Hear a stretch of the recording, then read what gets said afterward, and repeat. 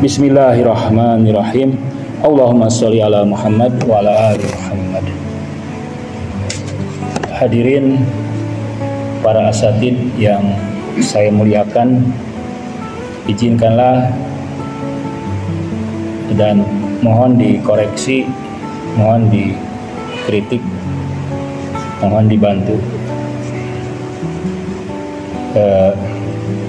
Kemarin itu saya diskusi di grup ya, dengan Pak Cipta, Pak Kerwanto, Pak Biznillah, dan yang lain.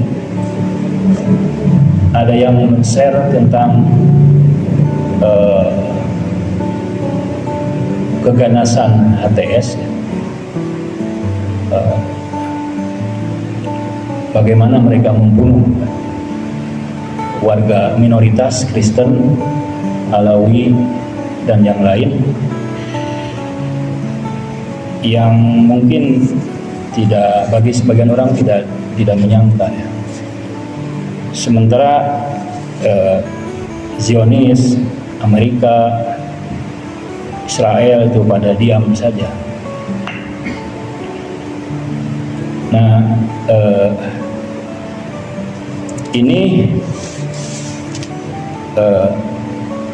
ini kan tadinya digadang-gadang dia akan jadi calon pemimpin di Timur Tengah ya, dengan wajah yang baru, penampilan yang menarik, omongan yang simpati. Dia mengatakan kita akan membangun negeri, kita akan melakukan kerjasama dengan berbagai elemen di Suriah ini.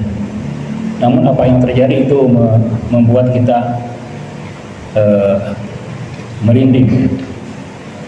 Saya kemudian berusaha mencari literatur, kira-kira peristiwa ini apakah dibaca, ada gak literatur yang membahas tentang yang mirip dengan atau yang bisa menyingkapkan apa yang sebenarnya terjadi.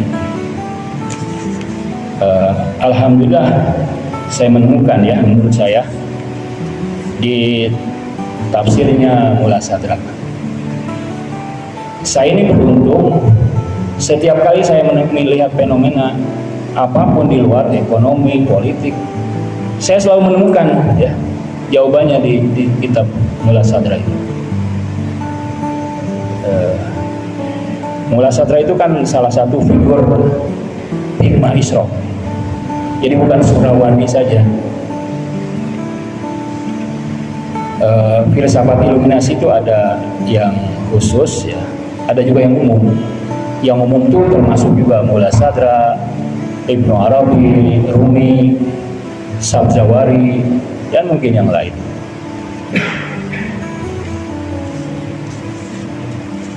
Nah, saya mencoba ya, kira-kira prinsip-prinsip apa yang bisa membaca peristiwa itu.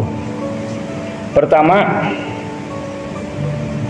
bahwa menurut teori politiknya Mullah Sadra, bahwa yang untuk agar tidak terjadi chaos atau tidak terjadi munculnya berbagai keburukan di masyarakat, di negara, itu harus dicari harmoni ya. Harus dicari kesatuan ya. Equilibrium ya. Jadi meskipun ideologi berbeda, meskipun madhab berbeda, sekte berbeda, kita harus mencari kesamaan-kesamaannya.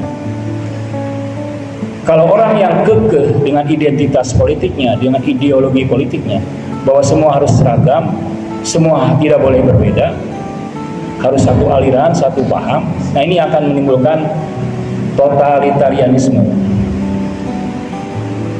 Jadi HTS melihat ancaman-ancaman di balik keberagaman.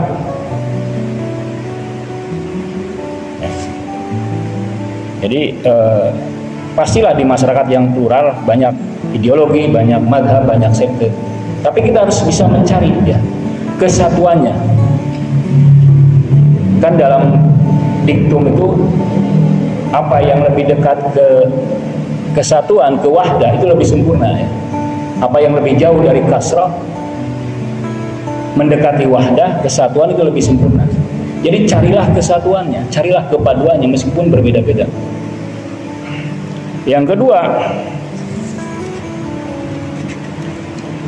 di dalam tafsir Mullah Sadra itu menarik dijelaskan. Jadi ada level para penguasa, lokal, internasional, global. Ada level para nabi dan ada level para malaikat. Para nabi ini harus membimbing para penguasa.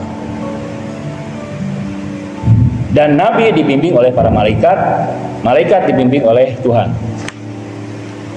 Jadi kemungkinan kekuasaan, ya, rejim apapun yang tidak dibimbing oleh nabi, oleh propetik, ya, oleh inspirasi kenabian, itu akan menjadi buruk, berubah menjadi totalitarisme, menjadi zalim, menjadi jahat.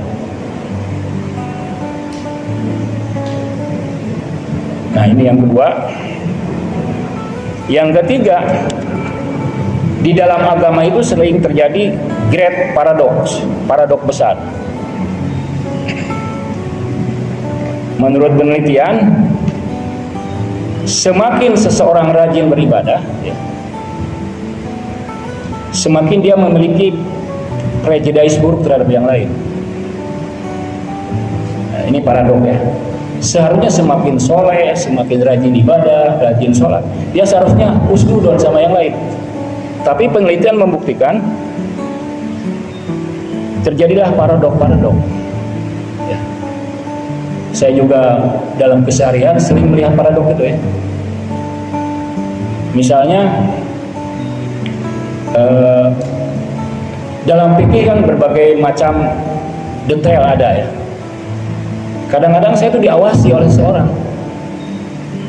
Apakah misalnya wudhu saya benar, ya. Oleh orang yang sangat ketat dengan fikih. Bahkan saya pernah dipegang jenggot saya. Karena dianggap kurang tipis atau kurang apa itu. Tapi paradoknya orang-orang yang seperti itu,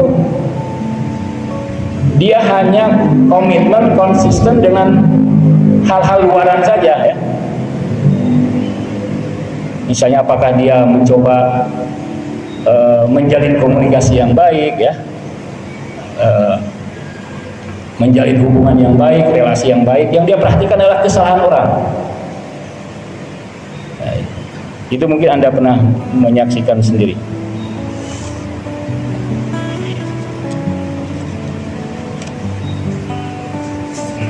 Nah, bagaimana? Kemudian yang terakhir saya baca, ya. Wa yadhar min hadal kalam as-sahih al-muqaddimat, ya. Jelaslah dari pernyataan ini yang benar dari premis-premisnya, annal insana, bahwa insan idza ghalaba ala dzatihi as-sifatul sabu'iyah wal bahimiyah wasaitoniyah ba'duha au kuluha wa yasiru bihais lam yabqa fiha asarul malakutiyah atau mulkiyah atau malakutiyah. Jadi ada orang yang didominasi oleh karakter kebinatangan. HTS itu tampaknya di luar kan dia baik, sopan bicara, ya. Namun sebetulnya yang dominannya tidak kelihatan, tidak tampak, disembunyikan. Ya. Nah, ini yang membuat dia menjadi buas, menjadi prejudice pada yang berbeda, siapapun. Ya. Tidak muncullah asar efek-efek dari kezuhudan, ya. Lam yabqa fiha asarul malaikatiyah minal ilmi ilahi wa zuh anid dunya wal wara an maharimillah au yujadu fihi ba'du asariha walakin yakunu makhuratun. Nah, ini makhurah, didominasi, dikuasai, dikalahkan, maglumatun li goyatil illah wa da'af an adamil ma'rifah.